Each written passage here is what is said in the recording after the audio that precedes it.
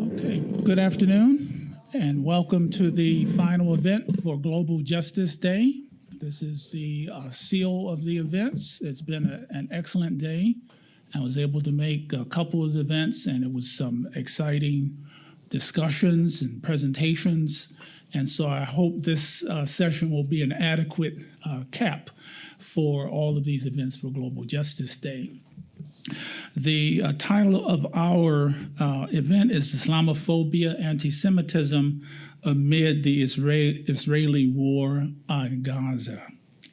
And it's sponsored by the Department of Anthropology and also the Muslim Student Association.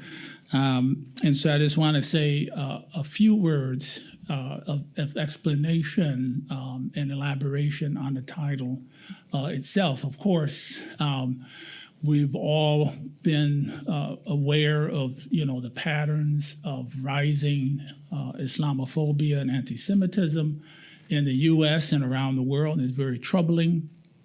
Many instances of hostility and hatred and violence.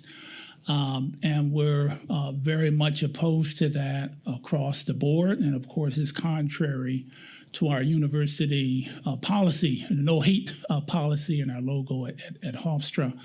But I want to clarify, because I think there's some vagueness sometimes about the definitions of Islamophobia and anti-Semitism.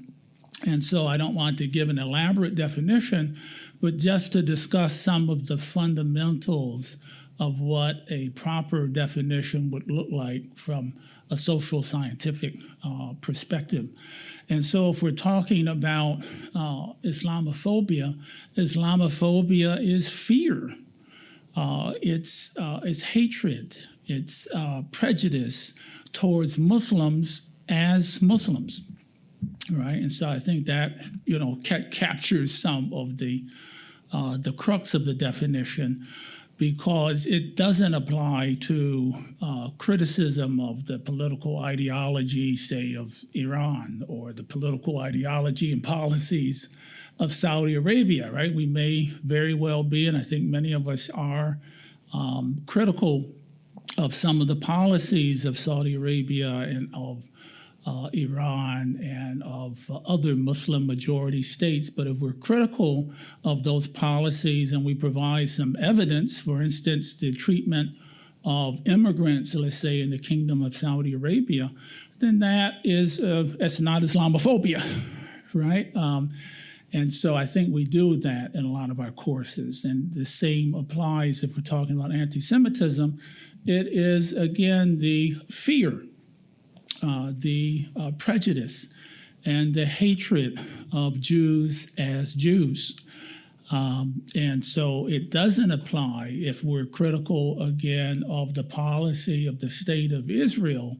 It's incorrect from a clear social scientific perspective to claim that that criticism is all of a sudden anti-Semitism, right? It's criticism of the state.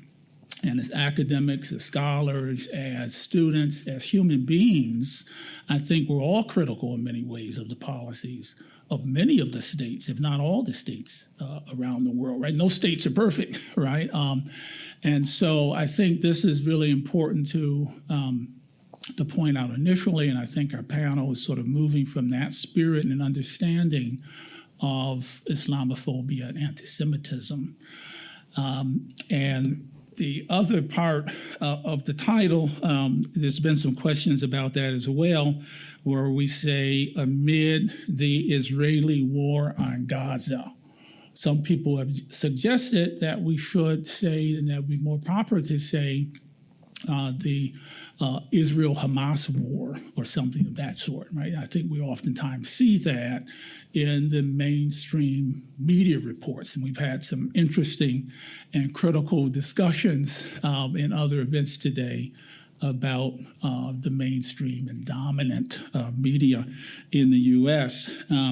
But I think if we were to label this war in that fashion, what it would do would be to perpetuate a fiction or perhaps several fictions. And to clarify my point, at this stage, at least 31,000 Palestinians have been killed by the Israeli military. More than 72,000 Palestinians are injured, right? And at least a third of the number killed are children, right? So we can't claim that, these little babies that we see, their bodies being pulled out, or we see them starving. We can't say, well, that's, it's a Hamas member, right? And Hamas then becomes some kind of monster or a boogeyman. Everywhere we look, we see Hamas.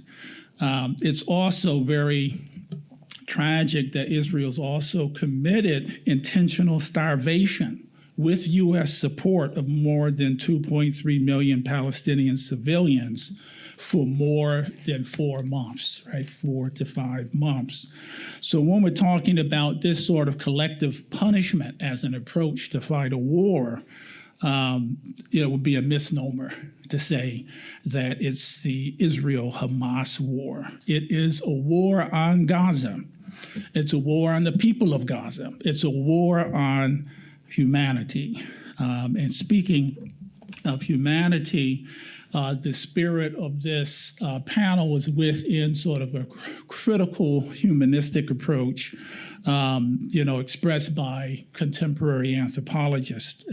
For instance, anthropologist Anand Pandian stated that as ethnographers, we are trained to attune yourself to the travails of others. To attune yourself to the travails of others with the faith that such exposure will bring new lessons. Give yourself over to the circumstances of some other life, hoping to find yourself taken beyond the limits of your own.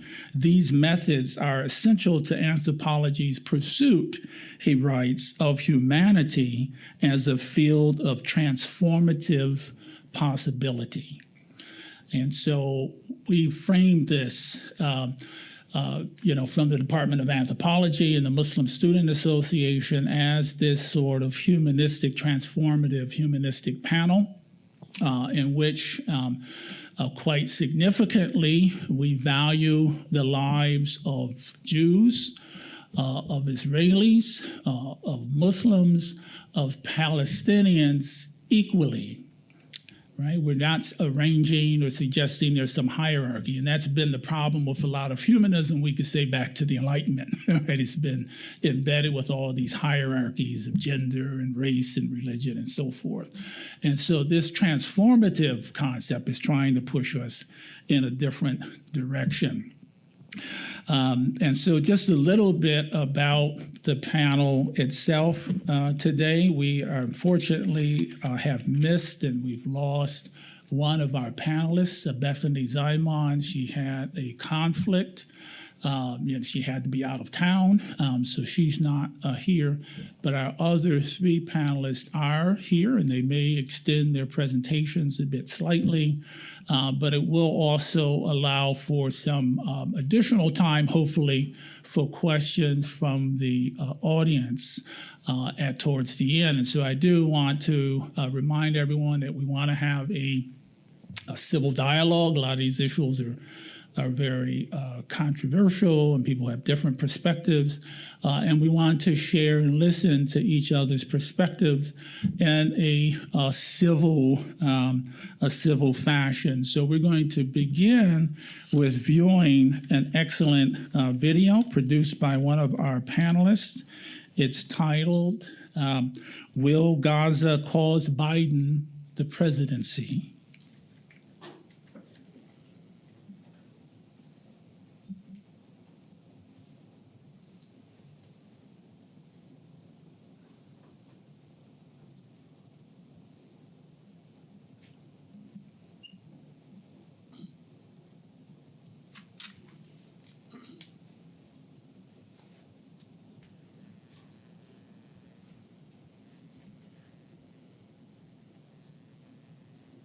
I will never forget. I will never vote for him. I will never vote for any Democrat again after what they did to us this time. Arab and Muslim Americans feel betrayed by President Biden and his response on Gaza. Right now, he needs to call for an immediate ceasefire, and he needs to change his rhetoric.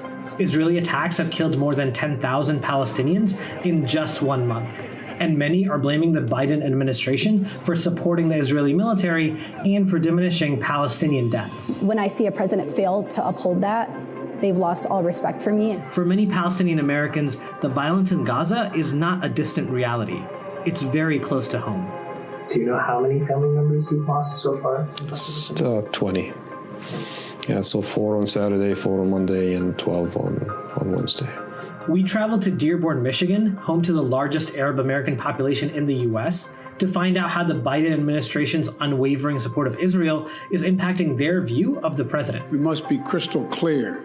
We stand with Israel. Surveys estimate Biden won more than 2/3 of the Muslim vote in the U.S. in 2020. But if those voters switch or even stay home, it could cost Biden a crucial swing state, and potentially the 2024 election. Michigan is one of the most important states in the presidential elections, and I think he's taking it for granted. He cannot win without our vote.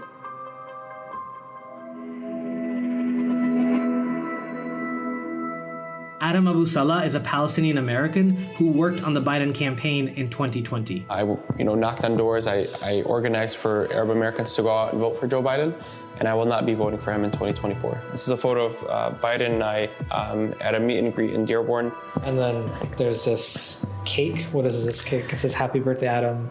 Biden 2020, what is that? Yeah, so my birthday was actually 2 days after Election Day in 2020, because I was so focused on the Biden campaign and I was so focused about talking about Biden. So my parents just made a joke out of it. What do you feel when you see these pictures? What do you feel now? I feel a sense of betrayal. We really went out for Biden, and historically, whoever wins Michigan wins the presidency. And really, I use the word that we saved Biden in Michigan. I supported the man who's funding the genocide of my people. I feel guilt. Adam says the Biden administration's actions and words have actively harmed Palestinians. Like when President Biden discounted the massive death toll in Gaza. I'm sure innocents have been killed, and it's the price of waging a war, but I have no confidence in the number that the Palestinians... The fact that he would discount the amount of people that died and said, well, they're exaggerating the numbers a bit, that's not presidential. And again, that's what's making people in the Arab American community outraged. This is somebody that was supported. This is somebody that we came out for. And right now, he's discounting how we feel, but also continuing to fund the genocide against our people in Palestine. Many Palestinian American voters in Michigan have lost family members in Israel's incessant bombing of Gaza. Dr. Imad Shahada says Israeli airstrikes have killed a staggering 20 members of his family. My first cousin, was killed in an attack on his house. His only daughter and his youngest 2 sons died also on the attack. A couple of my cousins died also in an attack on their home. One of my cousins was pregnant with her first child. The other one was just a recent graduate from college and had her whole life ahead of her. And the younger children were at basic elementary age school. The third one was on last Wednesday. 12 people died in that attack, including a young child. The house that was attacked was the house next to my sister's house. Dr. Shahada said his sister and her immediate family survived the attack. That's the one that's really affected me the most because it's 10 meters in the wrong direction and my sister would have been the one who died. Dr. Shahada says he messages his sister every day, but there are often internet outages. The last time I talked to her personally was over the phone was last week. The phone call ended very emotionally. She started crying at the end. She was holding strong the whole time, but I think she just spoke up, at the end and couldn't hold it anymore. I probably, because being her older brother, should be calling her and supporting her, but I couldn't find the strength in me really to hear her voice again that way. A pulmonologist operating right outside Dearborn, Dr. Shahada has been in the U.S. since the year 2000. He said while Gaza has been attacked by Israel before, the destruction he's seeing now is on another level. People are dying every day. They're dying in the hundreds and they're dying in the thousands. You're not only killing them, you're starving them before killing them. There is no food, there is no water, there is no electricity. I don't think they're targeting Hamas anymore. They're just targeting the Palestinian people. The Biden administration says it's working to get aid into Gaza, but Dr. Shahada says the focus should be on a ceasefire. Humanitarian aid at this time is not the problem. What's the point of feeding people if we're planning to kill them next day? The most important thing right now is to stop this fighting. If this is not a war crime, I don't know what's a war crime. And we are supporting these war crimes. We are paying for it. We're not only approving it, we're also paying for it with our tax money. President Biden has asked Congress for $14.3 billion in military aid for Israel. That's in addition to the billions of dollars the U.S. sends every year. In fact, since World War II, Israel has received more U.S. aid than any other country. The security package I'm sending to Congress is an unprecedented commitment to Israel's security. Despite voting for Biden in the 2020 election, Dr. Shahada says he will not vote for him again in 2024, even if he's running against Trump. I don't see any difference in their policy between both of them. At least about Trump, you know what he's going to do. You will not feel betrayed. I mean, I really feel betrayed with what Biden did this time. That sense of betrayal is common among the Arab and Muslim community, according to Nada Al-Hanouti. Nada is the executive director of Engage in Michigan, a nonprofit focused on encouraging Muslim Americans to vote.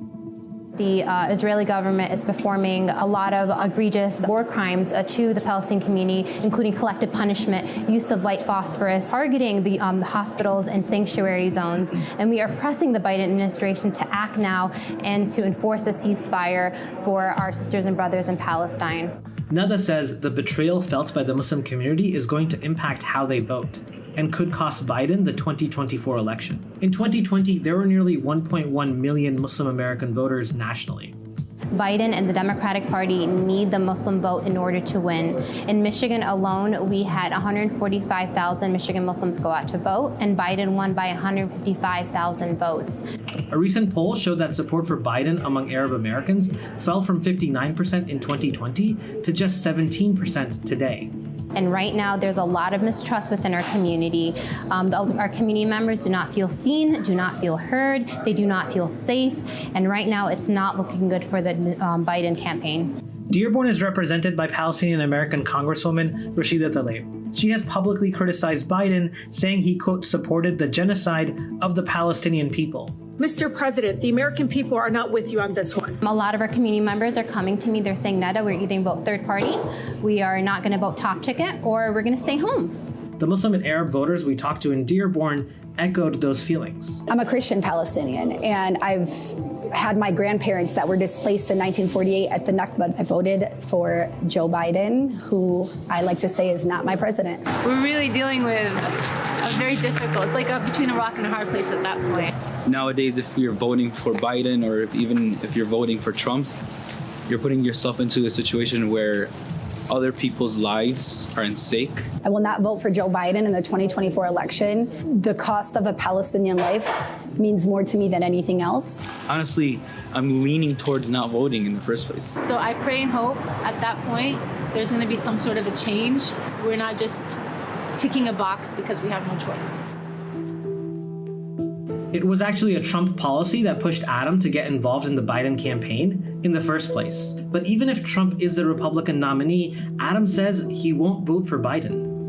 The main reason, honestly, was because of the Muslim ban. When Biden was running against Trump, I thought that Biden would be somebody who would lead with compassion, would lead with humanity. I thought he would be somebody that was a little bit different, but clearly I was wrong. Multiple people we spoke to said that the danger to Muslims is the same now as it was under President Trump. Again, we are experiencing the same harmful rhetoric. We're experiencing the same Islamophobia and the same hate crimes, and a government and an administration that is not listening to us. The Council on American Islamic Relations has received hundreds of complaints of Islamophobia and hate incidents since October 7th, more than 3 times the average from 2022 in a similar time period.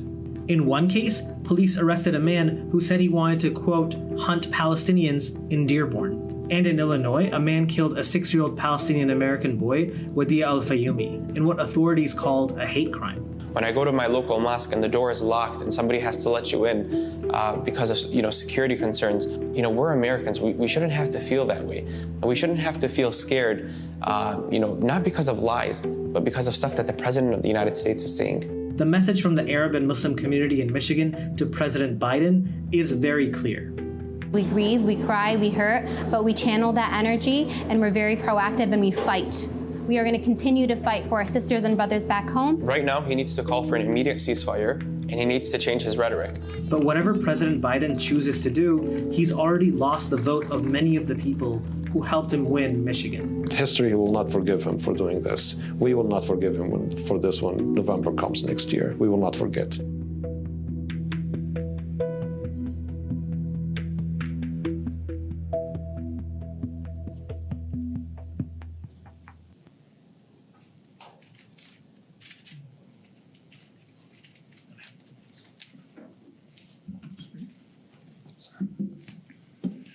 Okay, an excellent and powerful short documentary.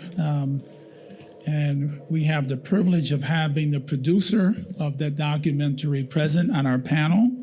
And he's going to be the first one to present. Something on the format, we're going to have the three presenters present, short presentations, roughly 10 minutes. I'll ask them a series of questions subsequently, and then we'll open it up for Q&A from the floor. So our first presenter is Tabish Tali. He's an Emmy Award-winning journalist and filmmaker for AJ Plus, Al Jazeera's digital channel. He currently works on producing stories highlighting underrepresented communities both in the U.S. and around the world for the AJ Plus Reports page. While at AJ Plus, Tabish created the James Beard Award-winning show Eat This with Yara, focusing on the intersection of food and social issues. Prior to Al Jazeera, Tabish worked at ABC News, reporting on business and international news. He currently resides in Harlem with his wife and his growing collection of historical maps. Let's join together and welcome Tabish Tali. Is this on? Okay. Thank you so much, Professor Salim and Imran, for inviting me here. Thank you all for coming. I'm glad that this panel is happening, and I appreciate continuing to talk about how Islamophobia and antisemitism are still so present 4 months after. So this video we filmed in late October, so just a few weeks after Israel's bombing on Gaza started. And I think watching it again right now, it spoke to me a lot on how things have not really changed. We talked about how President Biden is trying to send in aid to Israel. We heard that at the State of the Union, they want to build a pier. It's going to take 2 months to build a pier to get in the aid. The bombing, meanwhile, continues. There is no ceasefire, and there's no call for a ceasefire from top officials. Or if there is a talk for a ceasefire, it's very term limited, as Vice President Kamala Harris said. It was ceasefire for 6 weeks. So the point of the documentary was to talk about people who were previously fervent Biden supporters who have now become very disillusioned with the Biden campaign and with the promises he's made to the Arab and Muslim community. And so since then, a few former Justice Democrat organizers then took this campaign and made it the uncommitted campaign, which you probably read about, in which 13% of Michigan in the primary came out and voted uncommitted instead of Biden. We saw that spread to other states. 17% of Minnesotans who voted in the primary, in the Democratic primary, voted uncommitted. And that's made the Biden White House a little apprehensive. Today, there's a primary in Georgia, and so we're going to find out more results about that, and there's Leave It Blank campaign happening there. So there's a trickle-down effect of that's going state by state during the primaries, and it's getting mathematically very difficult for Biden to stay in office if he loses these crucial states like Georgia and Michigan, which can easily be swung by Muslim voters. There's 70,000 Muslims that voted in Georgia in 2020, and Biden only won the state by 12,000 votes. So, it's making them very, very scared. But the question was about, or the title of the panel is about Islamophobia and anti-Semitism. And, we've seen universities crack down on students and faculty speaking out against apartheid and calling for a ceasefire, which should not be controversial in any way. I live very close to Columbia University. It's my alma mater.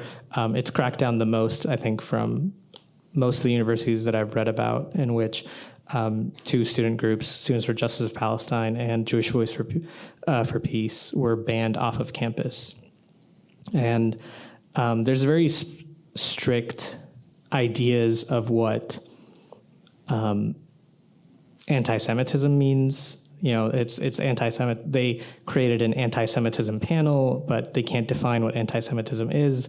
And so all these things are in the zeitgeist, and everyone is talking about them, but it seems like things haven't really changed from 4 months ago, unfortunately.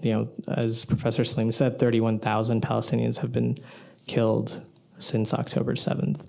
And Ramadan has started, and the bombings haven't stopped.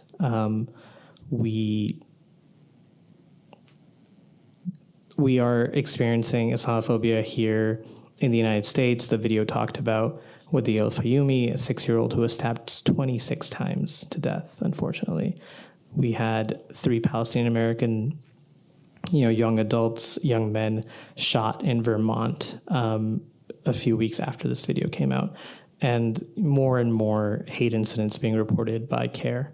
So, yeah, it's very much an ongoing issue. It's very much an issue that I think will be in people's minds when November comes during election season.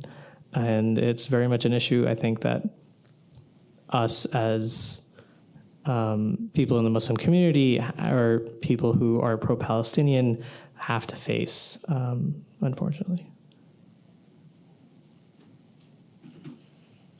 Thank you very much for that. That is quite astounding that from the time that you did the video, there's been very little change, right? I think there's a lot to talk about that. How can we change that situation, which is really urgent, I think. So let's go to our second presenter, and then we'll explore some of those questions. Our second presenter is Imran Qureshi. He's a co-organizer for this event today, and he's president of the Muslim Student Association at Hofstra. He is originally from Connecticut and currently a sophomore studying information systems. Imran is also a member of the Hofstra Honors College. Politics and history, especially about Muslims, is something that he is very passionate about. Imran Qureshi as well.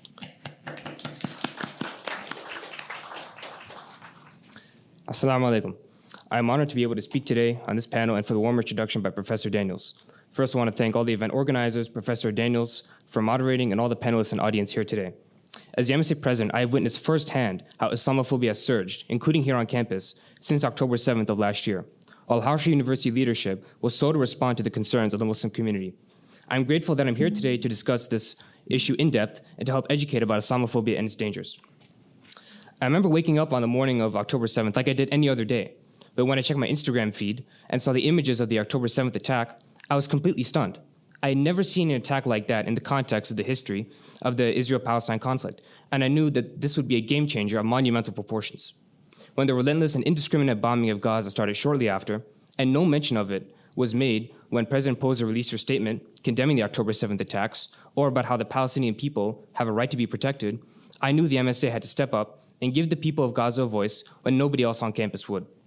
On October 9th, we released a statement condemning the targeting of civilians in Gaza and the destruction of civilian infrastructure, while also calling upon the Muslims to put our differences aside and to do what we can to help the Palestinian people. This at least made our position crystal clear while we managed tangible actions and efforts to advocate for Palestinian rights on campus. In Islam, one of the best ways to help our Muslim brothers and sisters going through hardship and difficulty is to donate and give charity to them to ease their suffering. Every year, Hofstra MSA hosts fundraising events through Charity Week, which is a subset organization of Islamic Relief USA that collaborates with MSAs to host fundraising events to help raise money as much as possible for relief programs around the Islamic world. For 2023, they ensured to include projects to help the people of Gaza so that the funds raised could be directed to them as efficiently as possible.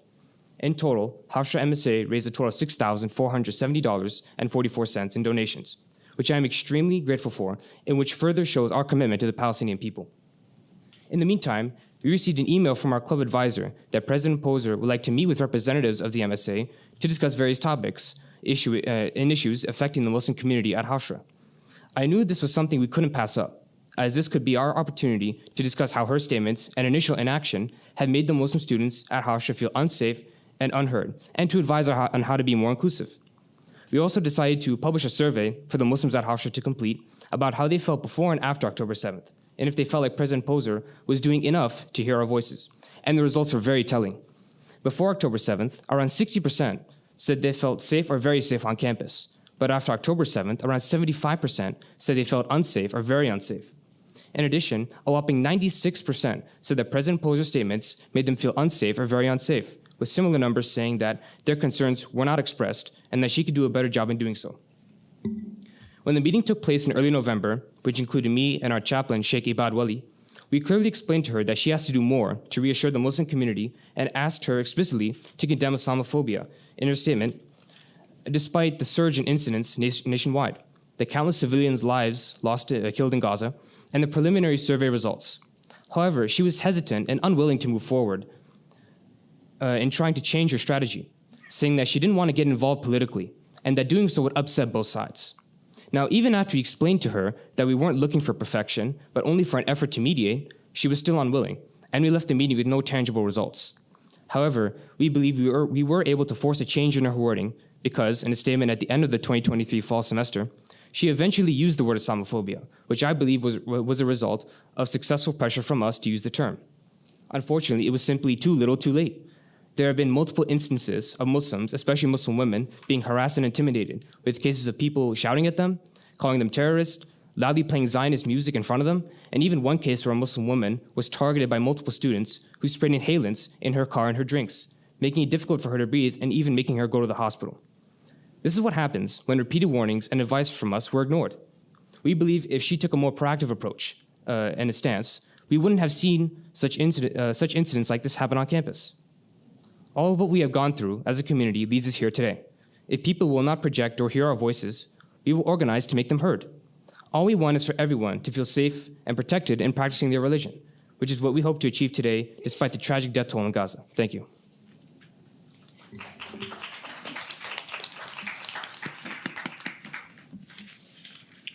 Thank you very much, Imran. Our final presenter today is Rebecca V Commerson.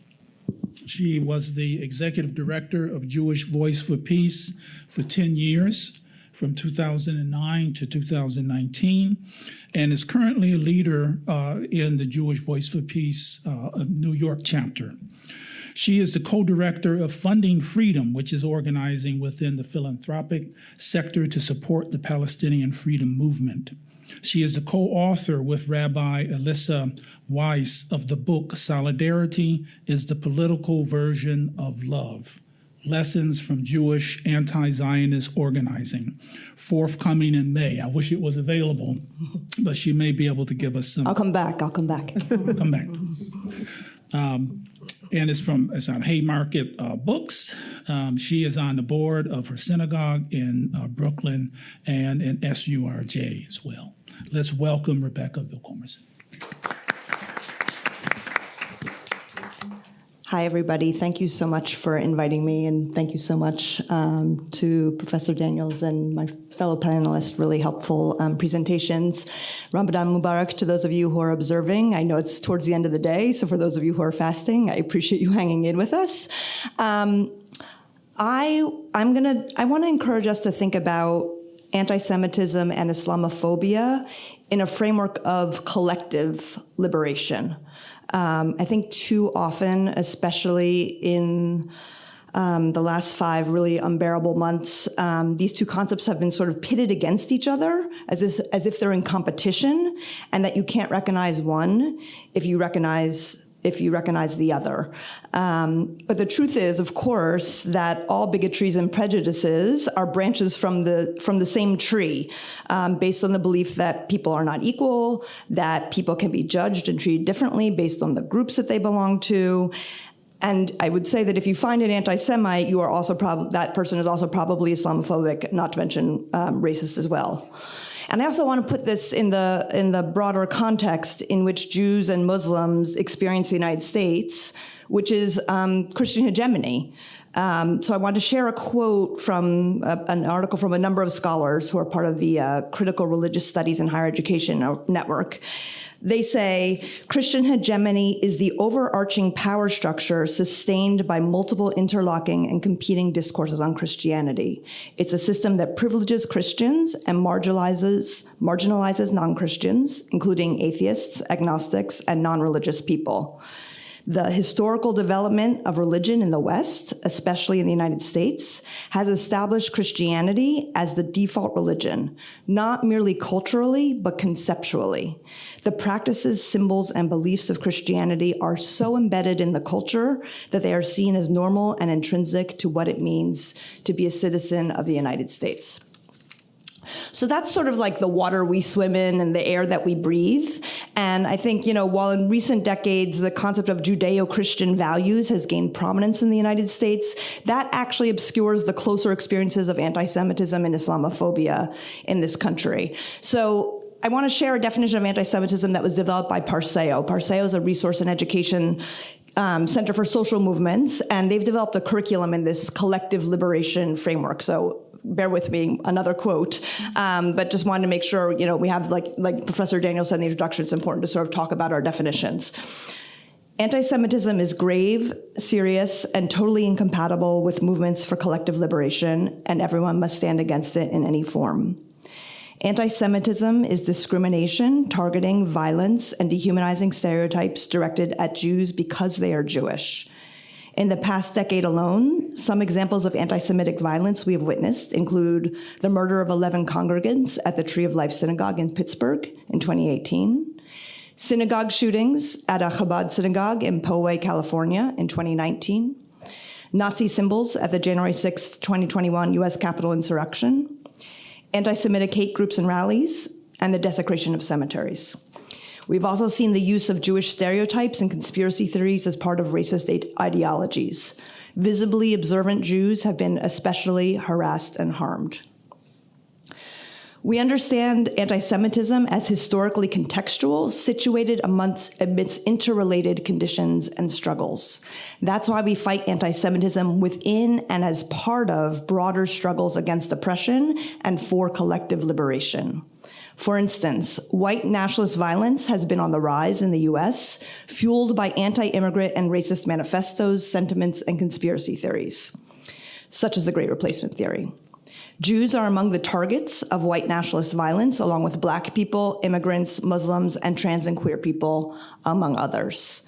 Our safety is bound together with the safety of all people, and none of us are free if we aren't all free. Attacking Jewish individuals or communal spaces for being Jewish, or blaming the Jewish people for the actions of the Israeli government, is anti-Semitic and unacceptable, and flatly contrary to the values of our movement. So that's the sort of definition that I'm using when I talk about anti-Semitism. And I do want to be sure to note the difference between structural and individual anti-Semitism, and that's also true of Islamophobia. So in the fairly recent past in the United States, Jews faced structural anti-Semitism. That meant there were quotas and restrictions on entry to universities. There were limits or bars on employment in certain industries and companies, and covenants that limited the ability to buy certain properties. Thankfully, of course, that's no longer true.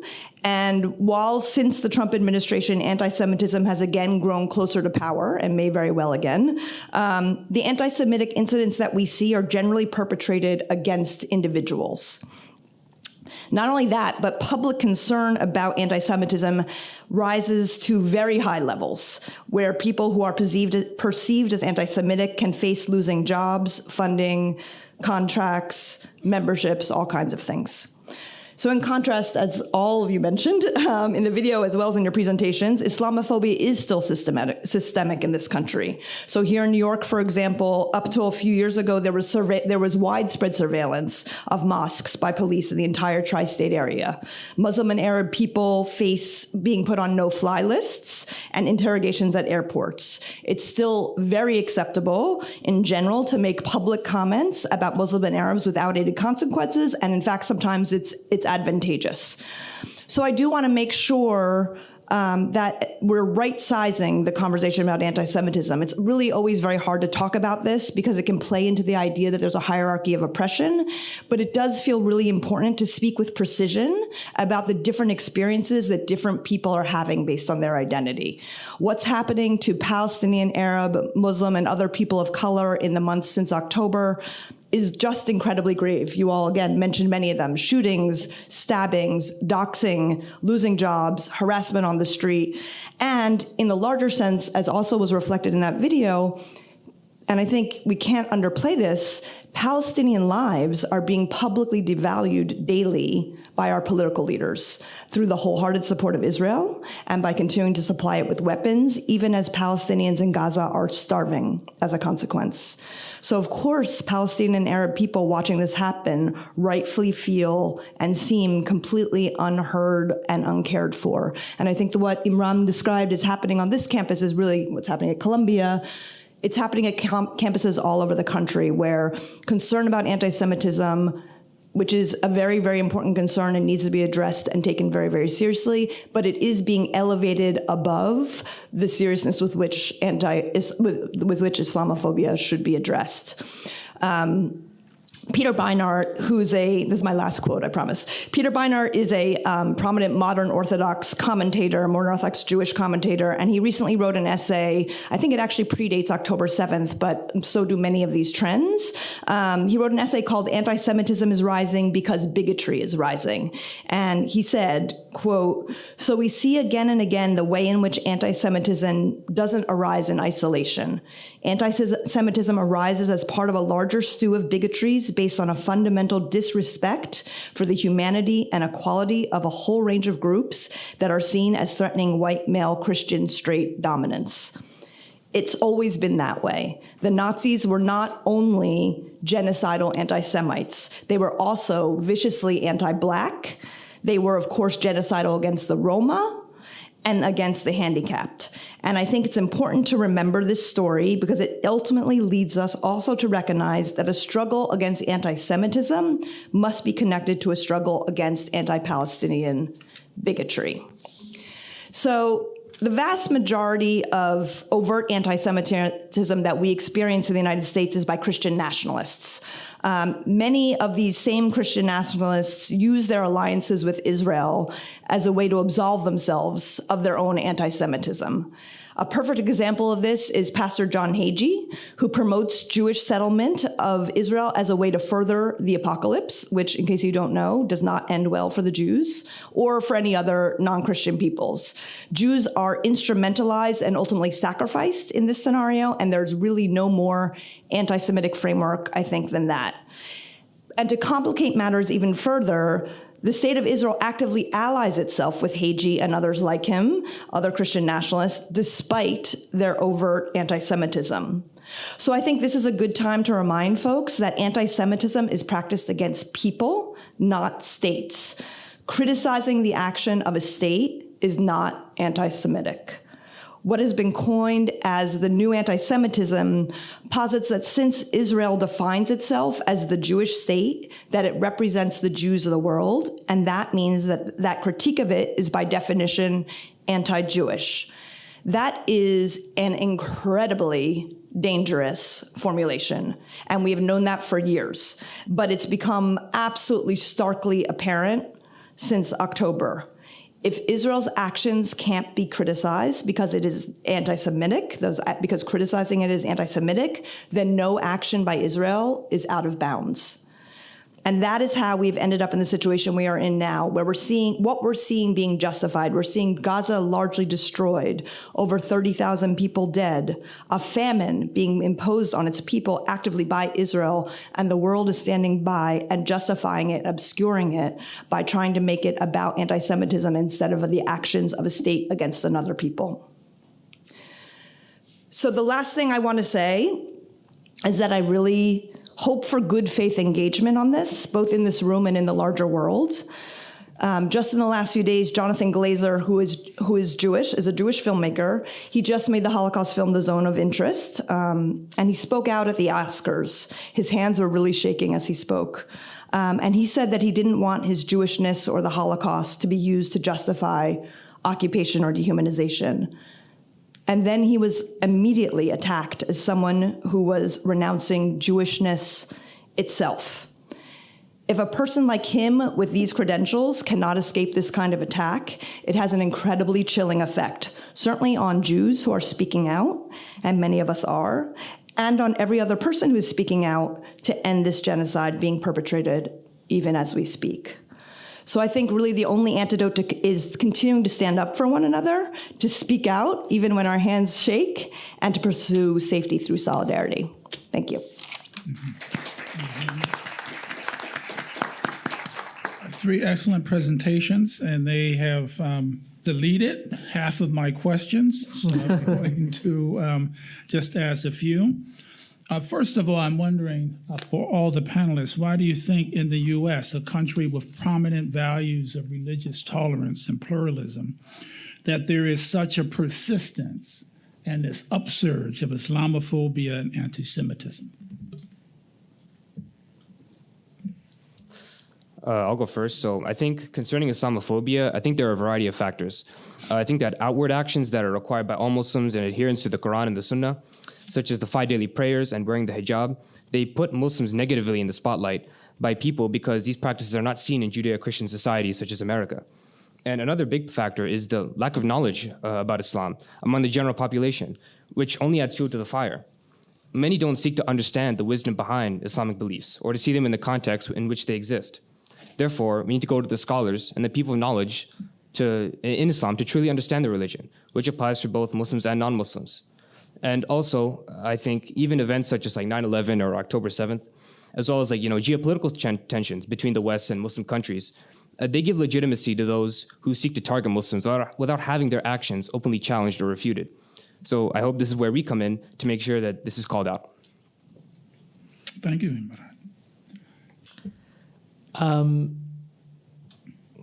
I guess the premise of the question is interesting to me because America holds itself in this idea of American exceptionalism and that it is a standard bearer for tolerance and democracy, but we've seen throughout our entire history that that has never been the case, be it slavery or segregation or discrimination against different immigrant wave groups. It changes, every 20 years on who we discriminate against. And obviously it's cyclical. And right now, Islamophobia and anti-Semitism and, Christian nationalism is at the forefront. And I don't know if the U.S. is the standard bearer for tolerance. And I don't see how the U.S. can go around other countries and say, hey, you are doing this wrong, when there's so many issues in our own history and in how we currently function in this country. Yeah, I don't have too much to add. I would agree. I mean, I think the U.S. is a pretty racist place, and it's built on being anti-Indigenous and anti-Black and anti-many other kinds of people who are not white and Christian, and that's why I felt like it was important to bring in this, the quote that I did about Christian hegemony, because that's also, I think, an important part of the sort of like baseline of what is considered American, sometimes overtly and sometimes not so overtly. I think the one other thing I want to bring in about the Jewish discourse on this in the last 5 months is that there are a lot of people are experiencing a lot of fear, Jewish people and Palestinian, Arab, and Muslim people. And one of the things I'm finding a little frustrating in the Jewish community is not being able to, or having a hard time distinguishing between being uncomfortable and hearing things that are actually anti-Semitic. So a lot of Jewish people are hearing, sometimes for the first time, an enormous and I think justified amount of anger towards the Israeli state. They're hearing Israel being called genocidal. All kinds of critiques of Israel are being put out there that, again, I think are based in fact in the way that Israel is pursuing these attacks on Gaza. Often that's called anti-Semitic by, and I wouldn't, and I would say it's being called anti-Semitic by Jewish people, but even more importantly, I think we, the Jewish community, are being really failed by our Jewish communal institutions that are really fomenting this idea that these concepts are anti-Semitic. You can feel uncomfortable about them. They can hurt you emotionally. You can disagree with them. You can not like hearing them, but it's different than actually being attacked for being a Jewish person. And I'm not saying that those attacks aren't happening. They also are, but we do need to be able to separate them out. And so we're not being well served by organizations like the ADL, which is very much conflated and even in their indexing are putting into the same lists people who are using anti-Israel rhetoric and people who are actually being anti-Semitic. And I think it's very, very, very important that we be very precise about separating those out. Thank you very much. My second question, how do you respond to people who only use the label terrorist for non-state Muslim extremist attacks on civilians, but view Israeli state attacks on civilians as, quote unquote, justifiable violence or self-defense? Well, what I say to that is, why the double standard? Why is it that when non-Muslims are attacked, they are classified as killed, but when the Muslims are attacked, they are classified as died? If they really claim to be for peace and stability, why do they not mourn all loss of life equally? It's such a glaring contradiction, but one that is unfortunately common, going all the way up to the government by expressing their outrage on attacks by fringe militant groups, but only being concerned or worried when the same or worse is done back to the Muslims. So all we want is consistency, and that is through education and productive dialogue to filter out this subconscious bias. Terrorist is an interesting word. At Al Jazeera, we have a very specific policy in which, at AJ Plus specifically, we never use the word terrorist in any of our videos, any articles you read. Those words won't show up unless it's a quote from an official or something, because that's a very loaded term. It's not looking into context of who necessarily is fighting for liberation. Obviously, we condemn innocent civilian deaths, and we would condemn innocent civilian deaths if they're carried out by small non-state actors or if they're carried out by state-sanctioned apartheid regimes. So, yeah, context matters. The weight of words matter, and it's unfortunate that right now Muslims are terrorists. I mean, this is not my generation. For the previous generation, the word terrorist wasn't necessarily Muslim. These were Irish Catholics. The IRA was the terrorist. So every generation has its own version and idea of what a terrorist is. Obviously, that changed in the 90s, and especially after 9/11, in which when you say the word terrorist in most Americans' minds, it's going to be someone brown or Arab. And yeah, that it's important for us to be careful when we use these words and not fall into the tropes of other, institutions using these words and echoing them. I don't think I really have anything to add. Okay, my final question before opening up to the audience is on October 18th, 2023, President Biden said, quote, "I come to Israel with a single message. You are not alone," end of quote. On March 5th, 2012, President Obama said, quote, "Our commitment to the security of Israel is rock solid," end of quote. U.S. political elites envision Israel and Palestine in contrasting ways. How do you think this contributes to the rise of Islamophobia and anti-Semitism? So like I said before with events such as 9/11 and October 7th, this is what the government provides as a cover for those who have anti-Islamic views. Now, what our government needs to do is to mention how Palestinians deserve their own independent and autonomous state, which will provide the balance that is needed. Now, to give credit to Obama, he did endorse a two-state solution based on the 1967 borders in the early 2010s, which did heavily bring a viable peace process into the spotlight, but he got severe backlash for it and ended up softening his rhetoric, which he himself cited partially as a result of foreign influence and meddling in his memoir about his presidency. He might have wanted to do more politically for the Palestinians, but he was kneecapped in the end, citing foreign influence as a serious problem in the US government. If he had just kept firm on his stance and also voted to bring Palestine as a full member of the UN, we could have seen serious progress towards an independent Palestinian state. And one thing also to consider is the Arab Peace Initiative, proposed 22 years ago, to the month pretty much, by the Crown Prince of Saudi Arabia, Abdullah bin Abdulaziz. And that was adopted by the entire Arab League to end the conflict and to integrate Israel into the Middle East. It said clearly, if Israel fully withdraws from Arab territories, that is the Gaza, West Bank, and Golan Heights, and there is an independent Palestinian state established based on the 1967 lines with East Jerusalem as a capital and a right of return for refugees, Arab states will consider the conflict over and normalize with Israel. Now, here's the question I ask. Has Israel, for the past 22 years, debated it, studied this, and implemented it, or continuing occupation and fostering more extremism and violence in the end, and then wondering why there's no integration? I think when you look at it critically, the answer is quite clear. To President Biden's comments, I think it's hard unless you're in like the political know-how to remember all politicians' positions on all issues. But President Biden has been, when he was senator, was one of the biggest, most ardent supporters of Israel when he first came into office. And this is as senator. He keeps using this same stump speech for the past 40 years now, where he says, if there were not an Israel, we would have to invent an Israel, which kind of goes to show how deeply embedded, the U.S.'s view of the Arab world is, that, they have this idea, for whatever geopolitical reasons, that they cannot trust Arabs or Muslims, and that their only ally in the Middle East could be a state like Israel. That's a state now that is called an apartheid state by many human rights groups. It's a state that's been,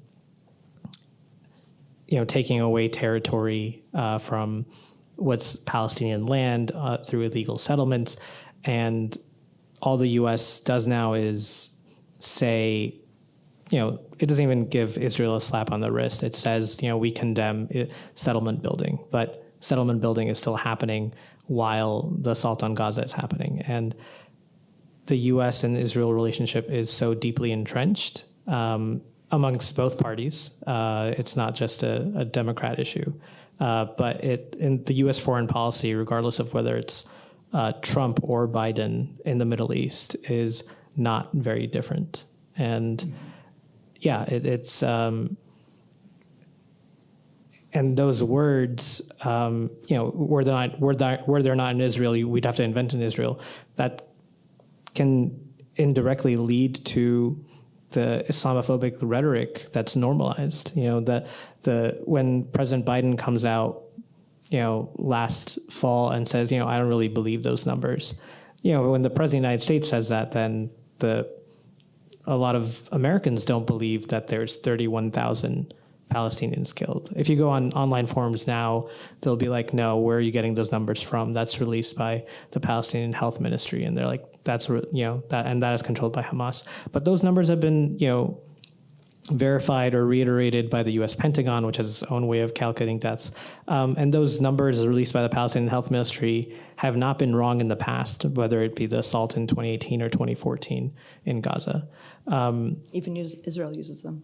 Yeah, exactly. I think Netanyahu used it last week to say that, they think that they've killed 13,000 Hamas terrorists because those are the number of males who have been killed in Gaza and not the women and children. And so, yeah, it's the language and the rhetoric can definitely lead to dehumanization, which leads to Islamophobia and leads to unfortunate incidents like the killing of Wadi al-Fayyoumi. Well, I wanted to bring in something else that President Biden has said at least a couple of times in the last few months, which is that, paraphrasing, that Jews in the United States are only safe because of Israel. And I just think that's like one of the most disturbing and dangerous things certainly a president can say, because the implication is that Jewish Americans are not actually full citizens of this country, and that we're not fully safe in this country, and that we don't fully belong in this country.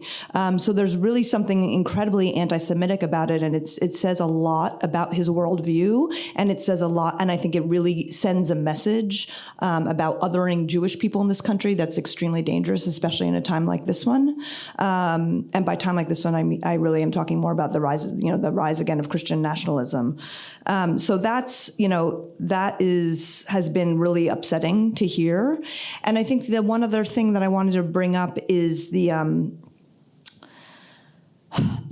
way that we have a problem about how we talk about these issues, because as I've been trying to say this entire panel, like, there's anti-Semitism, which is a very virulent form of bigotry that is directed against Jewish people, and then there's anti-Semitism, which is accusations of anti-Semitism, which are just being weaponized to keep people from being able to say things against, that critique Israel. And the accusations of anti-Semitism have gotten so absurd as to be ridiculous. And I think that Jonathan Glazer example is only the most recent one. But there are so many of them. And I think that weaponization of the accusation of anti-Semitism that's happening is extremely dangerous, also because it devalues actual anti-Semitism, and it makes it much harder for people to recognize and take seriously real anti-Semitism when it happens, and it does an incredible disservice to Jewish people and to everyone who wants to fight anti-Semitism. So I think I wish there were two different words for anti-Semitism and the ways that the accusation has been weaponized to silence people. Let's to our panelists.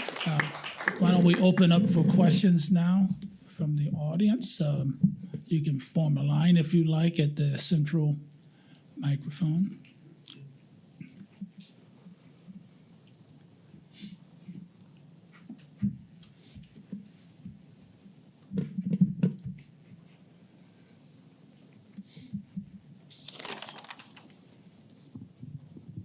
Hi, thank you for the talk that you guys gave. I guess my question is specifically for Ms. Brittany as to what the definition of Christian nationalism is, because as an evangelical, I see this as a term that's thrown at a lot of evangelical Christians, and it's not necessarily defined. And considering my research into the whole topic, it can go from Catholic monarchists to theonomists to just people that just want moral laws put into the law in the country. So what would be your definition of that? That is a great question. I'm so happy you asked it. I can't say I have one with me, so I would have to talk off the top of my head, but I think what you're saying in terms of making a distinction between Christian evangelical practice and Christian nationalism is incredibly important. I think if I was trying to do a definition off the top of my head, you sound like you might know more about it than I do, is just basically using Christian identity to promote a vision of this country in which Christian values and sometimes even laws have precedence over any others. Okay. Yeah. All right, thank you. Hi, my name is Alicia. I'm a political science student, and as a political science student, the video that we just saw in the beginning, it kind of hit home because I was also, this is my first year that I'm going to be voting in the presidential election, but as someone who used to tell people to vote for Biden because, he was the lesser of two evils, as the election is coming up, this is a conversation that I have with a lot of my professors on how people are going to vote, especially with what is happening in Palestine right now, and especially with the Muslim voters. So my question, I have 3, but they all are like tying into each other. So my first question is, we see Biden, especially during his State of Union address, he kind of leaned more neutral. Do you think that that's his genuine thoughts and intentions, or do you think he's only doing that because he knows that he's losing votes by the Muslim and Arab population? I guess I can answer. I mean, obviously, I don't know what's in President Biden's mind, but I think he's a very fervent supporter of the state of Israel. Nothing will change that. He might not want innocent Palestinians to die, but it doesn't mean that he'll ever take away his support for Israel. You see news reports of President Biden and Netanyahu, having spats or something, or arguing about ceasefire and why there isn't a ceasefire. And those arguments might happen, but it doesn't mean that there will be any actionable change necessarily on the ground. Israel gets $3 to $4 billion every year from the United States in military aid. That is not going to change under a Biden administration. That would be very, very surprising. What they might do is do small steps like sanctioning settlers in the West Bank. So those are, in my view, things to appease voters, especially the entire issue with the pier. There are 8 trucks waiting both on the Israeli side and on the Egyptian side, and they're just not being let in because Israel will not allow them in. Those 8 trucks are better than the food being dropped in by air right now. The U.S. is dropping in, MREs for the military, which is not halal. I mean, the Gazans right now are, taking whatever food they can get, but the 8 trucks for them are there, and the U.S. is not pushing Israel to do that. So, to me, these things feel like, for lack of a better word, appeasements or stunts ahead of the election. I don't think that there's any real middling in his viewpoint on the Israel-Palestine issue. Okay, thank you. And my second question is, I think that we all know that based on how the primaries are going, that it will be Trump and Biden again. What do you think that people should be voting for Trump over Biden, or do you think that they should be voting third party or not voting at all? Like, what's your opinion on that? Because a lot of people say voting third party would be throwing their vote away, and which is why it confuses a lot of voters. So what's your opinion on that? I have never endorsed a candidate, nor would I ever endorse a candidate as a journalist. I think, but what I can say is what I've heard from people on the ground, especially since I've made that video and talking to a few organizers in the Democratic Party. There are still those who say that Trump would be worse for people in Gaza. I don't know if that's necessarily true. I mean, maybe maybe Netanyahu's holding back a little bit because of Biden, but I don't know if that would actually change the reality on the ground. The other thing I hear is it's one thing to not vote, but to actively pull the lever next to someone's name that you believe is committing a genocide. A lot of people can't do that, right? Then for them, it feels like they are now complicit in the genocide instead of protesting against it. So I think people should vote. If you want to leave the top ticket blank, that's fine. But also, local elections, state elections matter a lot. And going out to vote and leaving the top ticket blank is not necessarily throwing away your vote. It is sending a message to both political parties. Okay, thank you.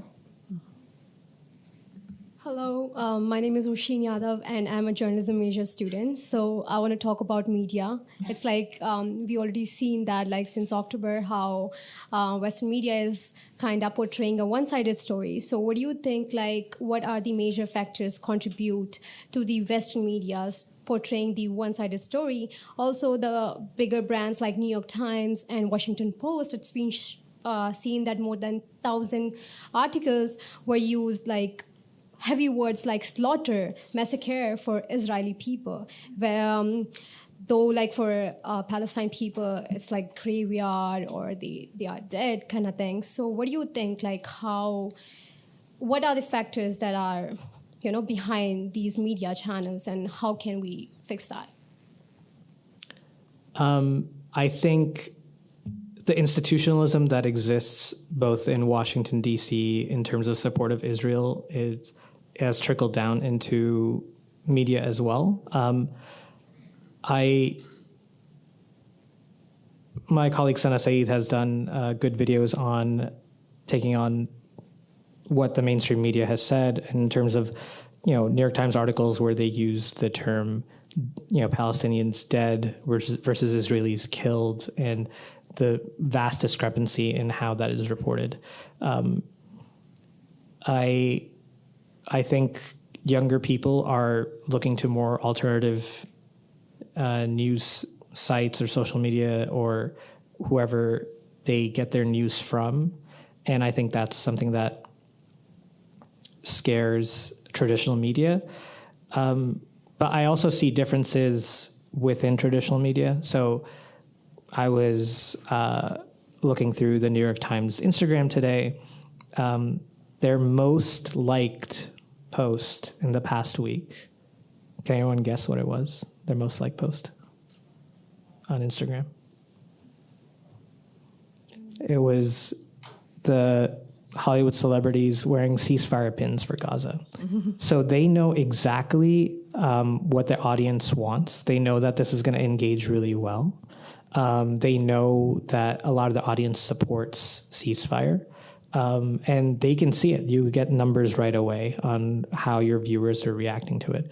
Unfortunately, old news outlets are, institutional, are institutional, and it's very hard for them to change. But you hear reports about walkouts, you hear reports about resignations, but find news sources that you think are reliable.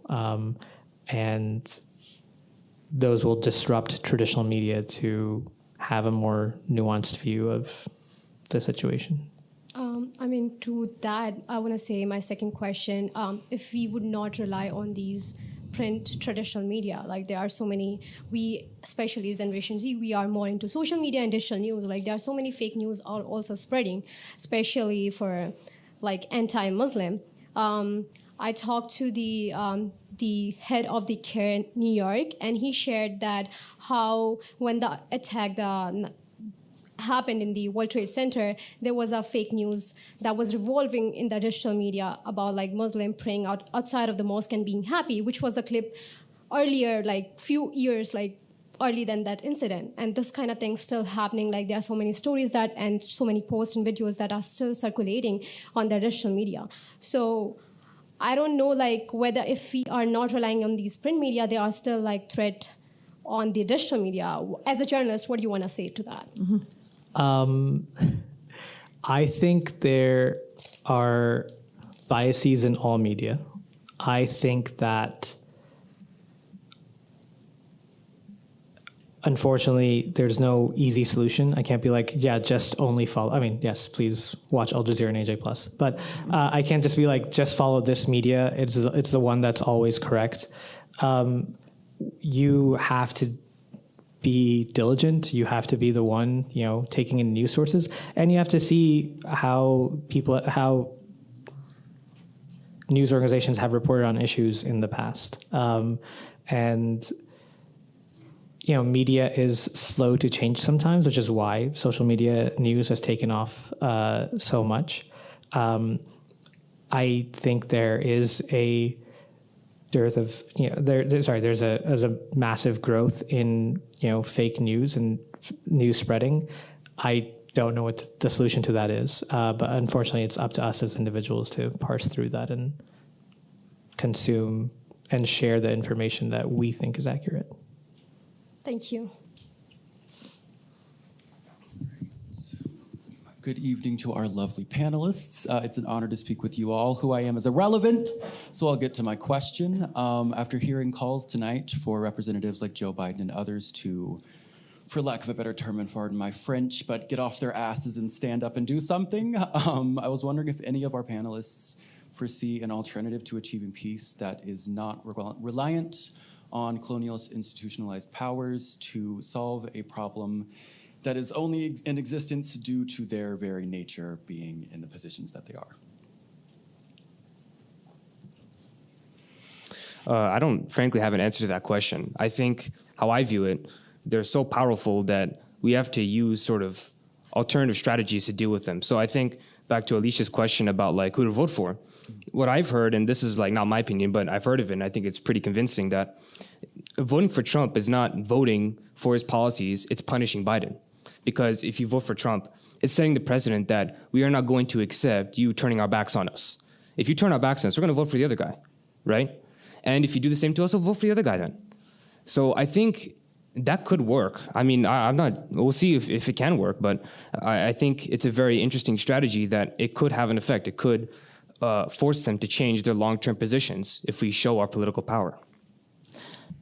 I do super appreciate that, like the fact that what's happening right now is really inspiring people to think in much more like visionary and large and different ways and thinking beyond the status quo of what we have. And I think obviously what you're asking is a very, very long-term project. I think one thing that's very interesting and moving and potentially exciting about this moment is both the way that the global South has really coalesced around supporting Palestinians and opposing what's happening, and there's some potential for shifts in power there. I don't actually think that takes away from the sort of like nation-state paradigm, but it does. Sort of indicates a shift in power. And I think an interesting thing that's happening here in the US that I find very exciting, which again, much more small scale than you're talking about, but still important, is there really is now a truly multiracial, multi-ethnic, multi-faith, pretty strong coalition that's going really, really hard and has been now for almost 6 months. So I guess going into the 6th month, and has been creative and visionary and disciplined and is Black-led and has, really put Palestine at the center. And I'm old enough to remember the Iraq War. And at that time, Palestine actually was an issue that split the anti-war left. So I think the fact that there's like an anti-war coalition that has coalesced that actually puts Palestine at the center is a sign of exciting potential coalitions and, like, at least in a small scale, sort of like, enacting the world that we want to see. I guess the only thing I'd add to that is I know it's easy to lose hope during movements, but what I've been impressed by in covering protests and vigils is that the turnout is still surprising to me. We're 5 months in, and obviously a lot of the horrors in Gaza are terrible, but what you see in movements is that people get exhausted, and I haven't seen that yet, and that's been good to see, and I hope that continues. The other thing I would just like to add is I guess the premise of your question and what can we do to change policy? The ethos that we follow at AJ Plus is that change does not happen in the corridors of power. Change happens from the people outside, and the people in the corridors of power what they do is catch up. The Civil Rights Act is not what got segregation to end. What got segregation to end are the people marching and calling and doing those actions. And then, the federal government realized that they had to catch up to where the rest of the country was and enact that legislation. So the change that people have to do is, keep continuing and going to protest and be active, and the movements will then push the government to enact the policies that people have been pushing for. Thank you all very much. Hello, thank you all for being here. So my name is Deanna Bell. I'm a junior anthropology major, and my question was actually for Amron. Am I saying that correctly? Mm-hmm. Okay, so I'm a general member, a part of the National Association for the Advancement of Colored People at our Hofstra chapter, and I was just wondering, how can NAACP support students, Palestinian students, and your club members in the Muslim Student Association? Thank you for that question. I think, SVP, Student Voices for Palestine, is doing great work right now in making sure that Palestinian voices are being heard and to make sure they're being mentioned. I think really they're at the forefront of this. And so I think cooperating on them, giving them support, is really going to make a difference. And also for MSA as well, we are also doing actions like this, like having this discussion panel, but I think really when it comes to the dirty work, when it comes to being out there and raising your voice, I think really the best effective way is to go through SVP. Thank you. You're welcome. Hello, thank you for listening to me. My name is Rayan Bhatti. I'm on the MSA board, so I know Imran personally. Actually, my question is actually related to her previous question. So as Mr. Talib, you mentioned that the nature of America is for them to cycle, targeting different minority groups. I know that Black activism, Black liberation, and Palestinian liberation are very interconnected. And one quote I'm reminded of is from Malcolm X, or Al-Hajj Malik al-Shabazz, that if you stick a knife in my back 9 inches and you pull it out 6 inches, that's not progress. If you stick the knife in my back 9 inches and you pull it out all the way, that's not progress. The wound is still there, it's still fresh, and you're not even willing to admit that the knife is even there in the first place. So with this quote, do you see this quote as fitting for the Palestinian struggle right now, and just as a framework for that could actually describe what is happening? As we can see, the United States is airdropping food, whatever it is, not even halal food, and it's Ramadan right now, so you see how pretty ironic that is, and dropping food for the air, and it's falling in the ocean, and the Palestinians have to swim to get the food, and then they're funding bombs that are decimating, murdering, and killing children.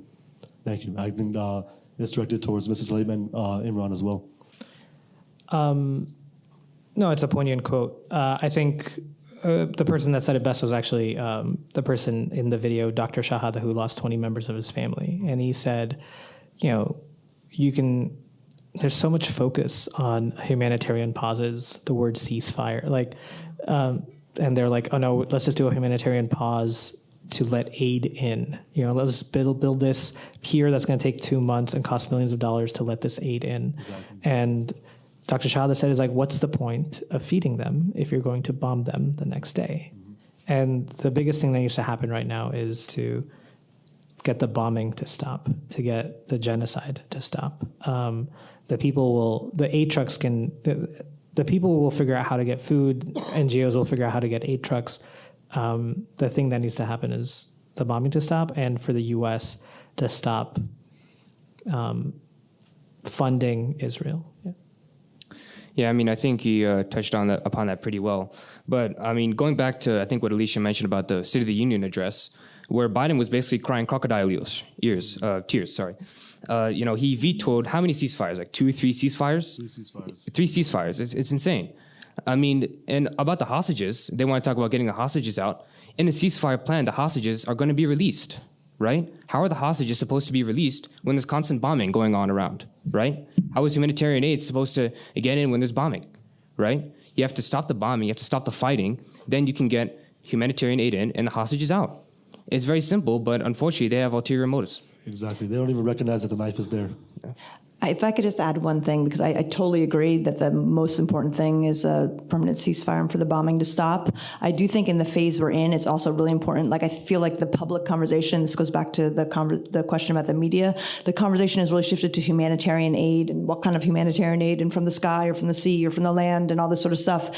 And we need to, and the reason that people in Gaza need humanitarian aid is because Israel is not allowing them to have aid, and they're really using starvation as a weapon of war. And I think that is being lost a little bit in these conversations. And I also I think that my fear, not only mine, many people's fear, is that the next stage is going to say that for Palestinians in Gaza own good, that there needs to be a humanitarian evacuation, and that's part of Israel's plan to completely ethnically cleanse Gaza. So I just want to make sure that we're talking about humanitarian aid, not just as like, yes, people need help and food, but also that it's part and parcel of this sort of strategy that's ongoing.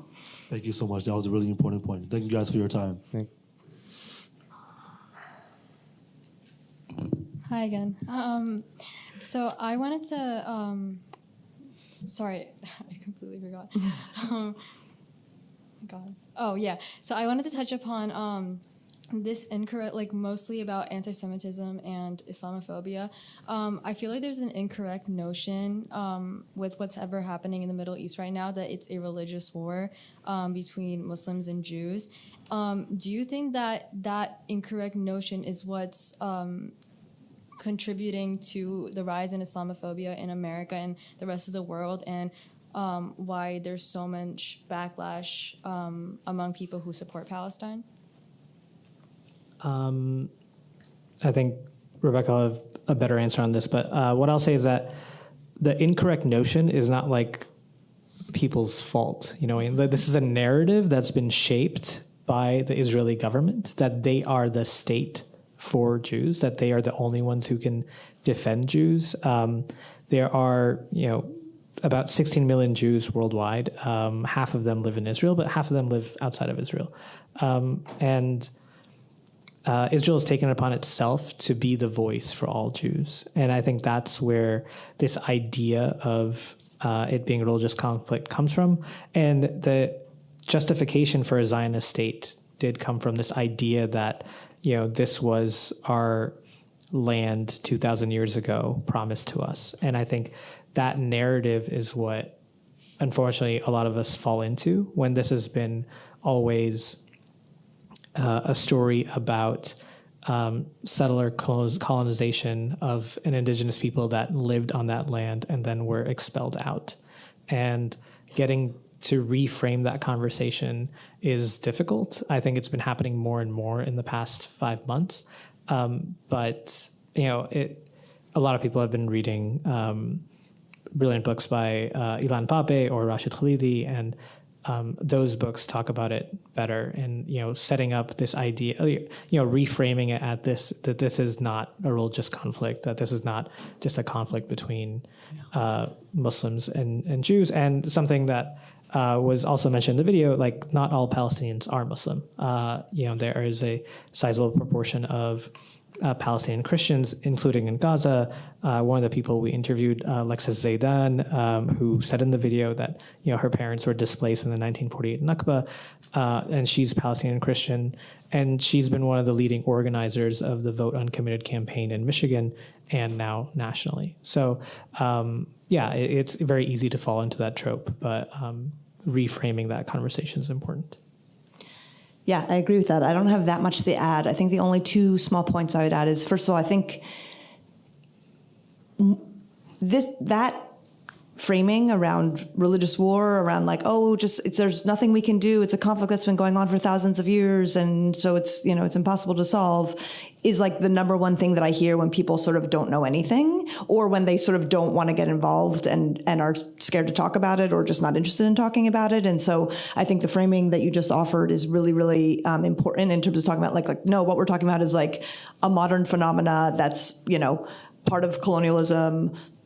It's about a state and its fight against indigenous peoples. It's not actually about Jewish and Muslim populations per se. And to add on to the point about Christian Palestinians, the other thing to say is that there are Palestinian Jews. There were a lot of Jews who lived in Palestine before Israel was born. My own mother-in-law, in fact, lived in Jerusalem, and the way before the 1940s, and the way she remembers Jerusalem, which is always something that I think about, that as someone within our own lifetimes, that it was a city where Muslims, Christians, and Jews lived together pretty, not a utopia, but pretty cooperatively. They spoke each other's language. They did business with each other. They were friends with each other. They were in community with one another. And that wasn't actually that long ago. And that was actually the norm. And Zionism actually taught Jewish people to separate themselves from Arabs. And there's actually a lot of Jewish Arabs. There's Jewish Palestinians. There's Jewish Iraqis. There's Jewish, Iranians. There's Jewish Yemenites. There's everywhere. And a lot of them were brought to Israel by the Zionist movement. There's a lot to talk about in terms of that too. But just in terms of thinking about the possibilities, going back to your question about possible futures, I think thinking about the ways that to think about how to build those communities, and that they were real not very long ago, within people's lifetimes who are alive right now. Okay, thank you. Okay, and our last question. Quick question, I promise. Hello, my name is Fatima Mo, and I'm a graduate student in journalism. This is a question for you, Tabish. Since you're here from Al Jazeera Plus, I can't help but, reminisce in seeing the story and the murder of Shireen Abu Akleh. I think Al Jazeera and its place in the Middle East is doing a lot for journalism. And I just had a thought come to mind when watching the documentary that I've seen myself, but I've always wondered, is your content, if I post anything with the watermelon emoji, it's gonna get shadow banned. I know it. I see my views drop dramatically. And I always wondered in the network level, as a platform that heavily focuses on Gaza and pretty much all of the reporting, I can trust Al Jazeera knowing that it's there, even with the restrictions of journalists going into Gaza. I'm just curious about the algorithm, shadow banning, censorship, especially when there's already heightened, anti-journalism, media support for anything to do with Palestine. This could be a very long answer, but I'll keep it short. Yes, it does exist. Yes, we are affected by it. There are ways we go around it. Obviously, we have relationships with all the different social media platforms, so we can reach out to them. But what happens on some platforms is that videos are flagged for content if they're deemed too graphic. So just an example, YouTube is very interesting. A lot of my videos, especially the longer content, we focus on YouTube as our main platform. And YouTube, anyone can watch, and more than 80% of people are not logged in when they watch it. But if our videos get flagged for having graphic content, even if it's not graphic, if they just get flagged, it puts an age restriction on it, which means that YouTube will not share it anymore. It'll and our views drop dramatically, and it just creates this loop in which the video just goes out and is not shared by people. Other platforms have other issues, and we're dealing with that. But I did do an interview with a former head of Meta, Instagram and Facebook, a policy in the Middle East, and he talked about how there was a very direct team that was handling content about Palestine and also making, or suppressing content about Palestine. And so we know that this exists.